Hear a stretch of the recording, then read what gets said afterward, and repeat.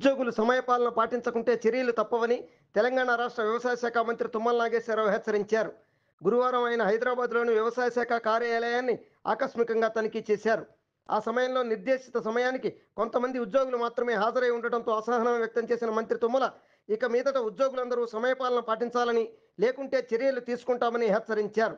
అలాగే సిబ్బంది గైర్హాజరుపై సమగ్ర నివేదిక ఇవ్వాలని ఆ శాఖ డైరెక్టర్ని ఆదేశించారు.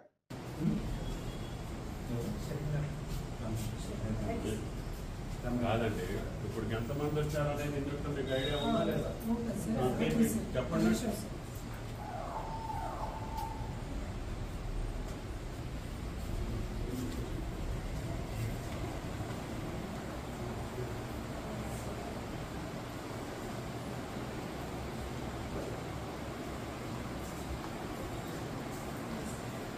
అదే కదా మీ ఆదేశం.